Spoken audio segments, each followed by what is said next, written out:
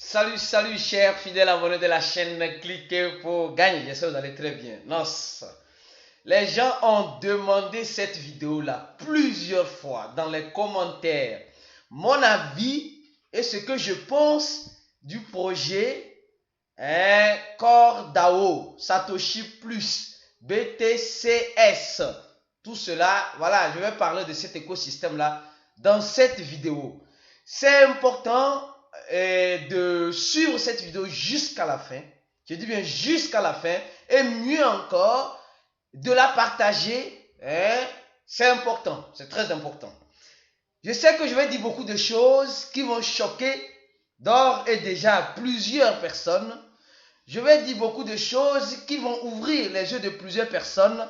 D'ores et déjà, je m'incline en vous demandant pardon si cette vidéo vous choque ou voilà, si ça vous a fait trop mal. Mais comme vous demandez, plusieurs personnes ont crié cliquez pour gagner ton avis sur Core DAO, sur Satoshi Plus, sur BTCS, tout cet écosystème. Nous allons parler de ça aujourd'hui. Alors, si c'est votre première fois d'atterrir sur cette chaîne, je vous prierai de vous abonner et d'activer la cloche de notification parce qu'ici nous parlons plus des informations dans le domaine de la crypto-monnaie, toutefois en les analysant bien sûr. Et je tiens à vous dire une chose, cliquez pour gagner disponibilité d'une formation en crypto-monnaie.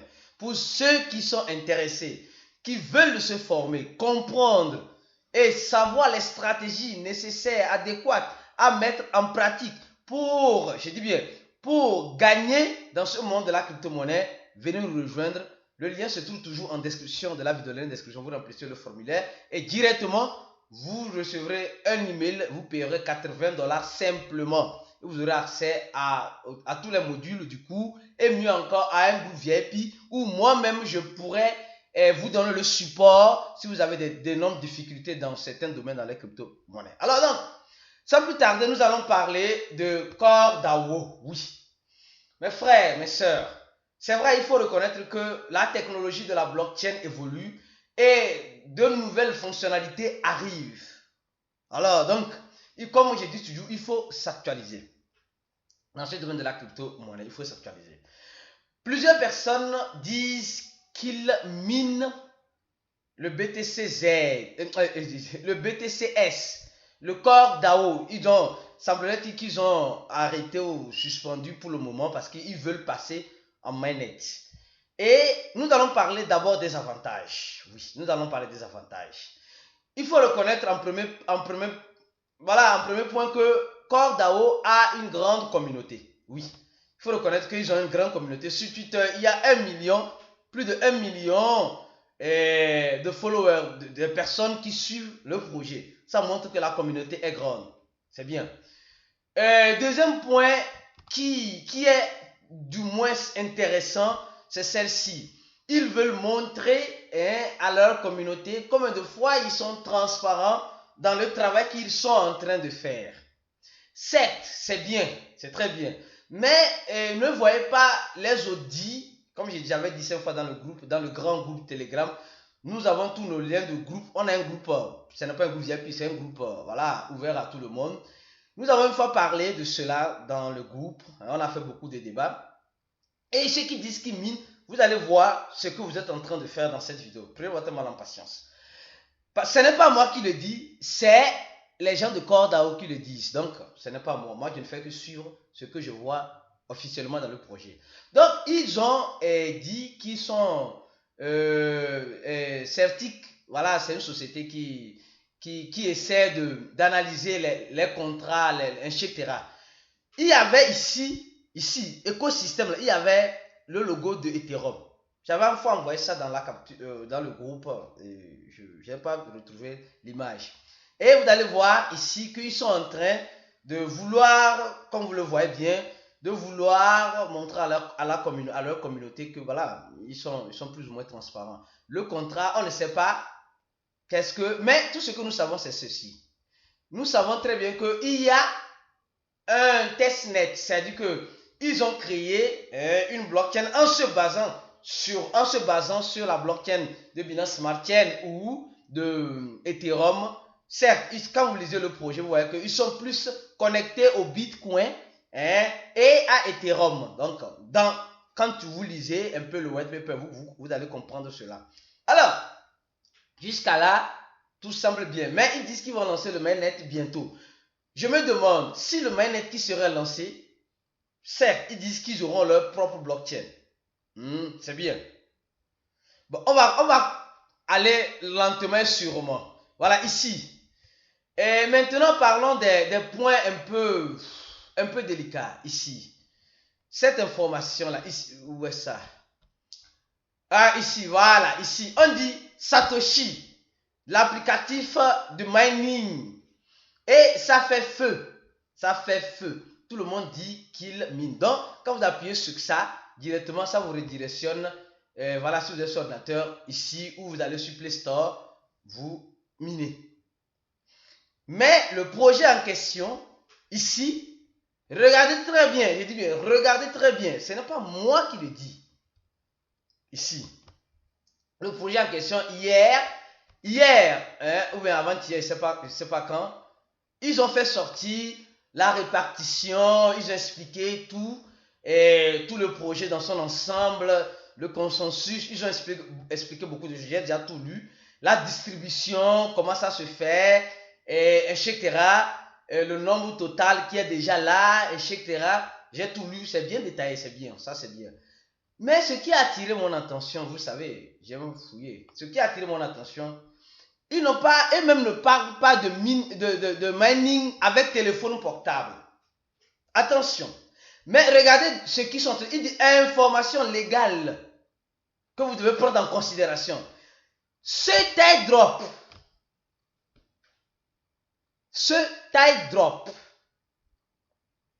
je répète encore, cet airdrop, c'est-à-dire quand on parle d'airdrop, c'est-à-dire que tu as le produit et tu es consommable.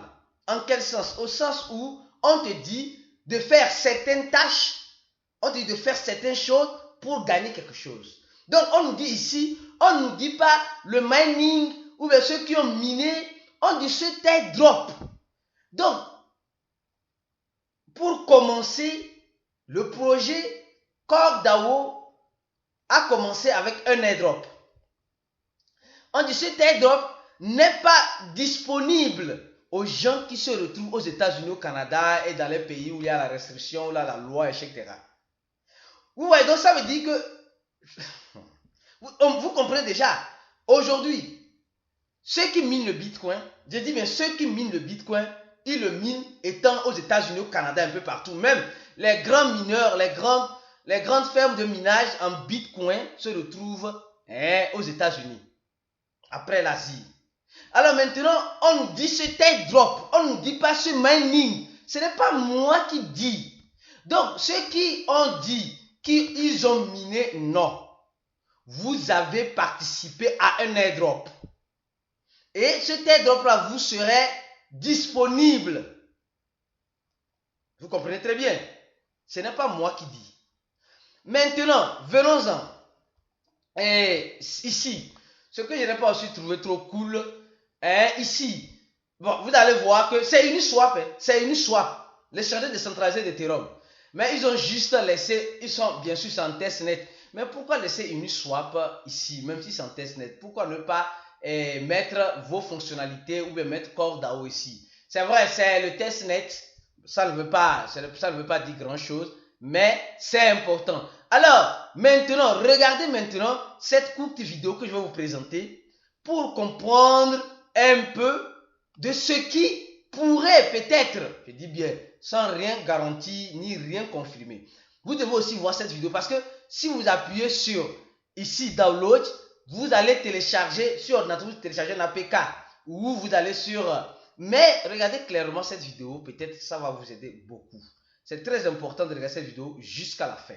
Jusqu'à la fin, ici. On va simplement créer un nom de domaine le plus crédible possible, donc il faut que ce soit HTTPS. Tu vas cliquer sur le lien. Tu vas pouvoir cliquer sur autoriser parce que bien sûr tu fais pas attention à ce que tu fais. Tu vois, là je suis en train de récupérer des photos de toi. Je passe vraiment beaucoup de temps sur mon téléphone et parfois je me fais des petits coups de flip. Quand je suis sur les réseaux ou sur des applis, je me demande s'il est possible pour une personne de contrôler mon téléphone à distance, par exemple d'allier ma caméra à mon insu ou de me géolocaliser sans que je le sache. En fait, j'aimerais savoir s'il est possible de me traquer de manière illégale via mon tel. Pour Brut, j'ai demandé à un hacker de pirater mon smartphone. On peut prendre le contrôle de ton téléphone à distance. Tu peux essayer avec celui-ci? Ouais, ok. L'objectif pour moi, ça va être d'installer sur ton téléphone un virus. Ce virus, il va me donner un contrôle de ton téléphone. Pour ça, on va utiliser une application que les gens utilisent beaucoup en ce moment. On va injecter le virus dans l'application. Comme ça, au moment où toi, tu vas installer via un lien que je vais t'envoyer, eh bien normalement, je devrais prendre le contrôle de l'appareil. On a choisi de ne pas divulguer l'appli dont s'est servi Thomas pour le hacking, mais il faut savoir qu'on peut injecter un virus dans à peu près n'importe quelle application. Je vais simplement t'envoyer un petit message sur WhatsApp. On va dire Hello Mina. Tac. Et je te mets un petit lien de téléchargement. Et comment elle l'installe? Parce que tu télécharges toujours de l'Apple Store. C'est là que rentre en compte l'ingénierie sociale en hacking. C'est-à-dire qu'il faut trouver de bonnes raisons pour faire installer l'application. Donc là, tu peux cliquer sur le lien pour télécharger l'application. Je la télécharge. Donc là, on a l'application qui a l'air complètement legit. Et sur mon ordi, du coup, je vais lancer un monitoring. En gros, je vais écouter les connexions et c'est ton téléphone qui va se connecter à mon programme au moment où on va ouvrir l'application. Hop, c'est parti. Et là, on voit que ça se lance. Et là, je viens de récupérer l'accès au téléphone. Donc là, Voilà. tu as le contrôle sur mon téléphone. Donc là, j'ai en tout cas suffisamment de contrôle pour commencer à faire des trucs intéressants. Je peux par exemple récupérer la liste des SMS, je peux récupérer la liste des contacts, je peux te géolocaliser en boucle pour savoir exactement où tu es.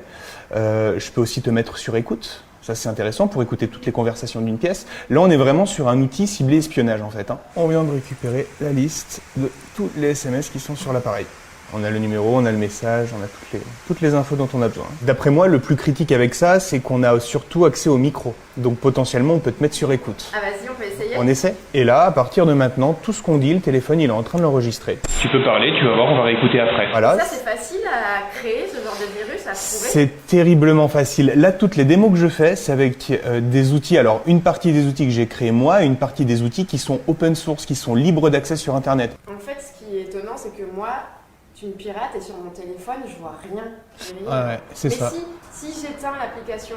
Alors là, si tu éteins l'application, en fait, tant qu'elle est en veille et qu'elle tourne dans le téléphone, moi, je garderai un accès. Si tu coupes l'application, moi, je perds l'accès. En fait, si je télécharge l'appli via le Play Store ou l'Apple Store, j'ai aucun risque. Et alors, aucun risque, on peut pas dire ça parce que régulièrement, on trouve quand même des payloads, des virus dans certaines applications de l'Apple Store. Mais c'est tout l'intérêt de ce système-là, en fait. Est-ce que tu peux déclencher ma caméra à distance? Je vais devoir te pousser à cliquer sur l'autorisation de la caméra. Donc pour ça, on va devoir quand même essayer de jouer un petit peu sur les émotions, sur la peur. Les pirates, ils aiment bien faire ça. On va simplement créer un nom de domaine le plus crédible possible, donc il faut que ce soit HTTPS. Ici, tu vois, on a le lien que je vais t'envoyer. Donc concrètement, on a quoi? Tu vois, on a bien HTTPS, on a bien Instagram.com et évidemment, l'arnaque, elle est juste derrière. Hein, mais celui qui fait pas attention, il a vraiment l'impression que c'est un lien Instagram. Le but, c'est de te faire peur, hein, donc on va écrire Okay. wow, c'est pas toi sur cette vidéo? On a tous déjà reçu ça, hein, sur Messenger ou sur des trucs comme ça. Donc là, tu vas cliquer sur le lien. Voilà, tu te vois un petit peu, on voit un truc en flou, on sait pas trop ce que c'est. Tu vas pouvoir cliquer sur autoriser parce que bien sûr, tu fais pas attention à ce que tu fais. Et tu vois, là, je suis en train de récupérer des photos de toi. Alors ça, c'est très pratique quand on veut essayer de trouver qui se cache derrière un réseau social ou derrière un numéro de téléphone. Je crois que j'ai déjà cliqué sur autoriser au moins une ou deux fois. Mais bien sûr, mais on le fait tous. Je m'amuse pas à pirater les gens, je m'amuse pas à pirater des entreprises. Par contre, j'aime comprendre comment ça fonctionne, j'aime comprendre un petit peu les méthodes qui permettent d'entrer dans des systèmes. Mais le but, c'est aussi de comprendre un petit peu comment on peut se protéger de tout ça. Thomas m'a donné quelques conseils pour éviter de se faire pirater. D'abord, il faut toujours faire ses mises à jour. Les pirates ont plus facilement accès à des failles de sécurité si le téléphone n'est pas à jour. Toujours télécharger les applis via les stores officiels. Ça peut paraître évident, mais ne pas hésiter à choisir des mots de passe compliqués. Si vos données fuitent, le hacker mettra beaucoup plus de temps à décrypter votre mot de passe s'il est difficile. Et évidemment, ne pas faire comme moi. Ne pas cliquer sur les liens envoyés par des inconnus ou des personnes dont on n'est pas sûr de l'identité. Les plus gros piratages de l'histoire, c'est à cause du comportement des humains, rarement à cause du comportement des ordinateurs. Je pense que vous avez compris, vous avez vu cette vidéo et clairement, ça dit beaucoup de choses. Déjà, quand j'appuie sur pour télécharger, ici, télécharger, soi-disant l'applicatif de mining, regardez sur le site sur lequel ça m'envoie, sur PC. C'est vrai que c'est vraiment un peu bizarre. Donc, le conseil que j'ai à vous donner, sincèrement ici, Ceux qui veulent bien sûr écouter le contenu, après chacun est libre de faire ce qu'il veut. Hein. Chacun est libre de faire ce qu'il veut. C'est de ne pas prendre le même téléphone que vous utilisez communément pour dire que vous faites du mining ou vous téléchargez des applicatifs pour je ne sais quoi ou je ne sais quoi. Beaucoup de prudence. Parce qu'en crypto-monnaie, tout est possible. Vous avez vu tout à l'heure dans cette courte vidéo. Alors, restez connectés sur ces chaînes. S'il y a du nouveau, on vous informera. Et on se dit à la prochaine vidéo et ciao!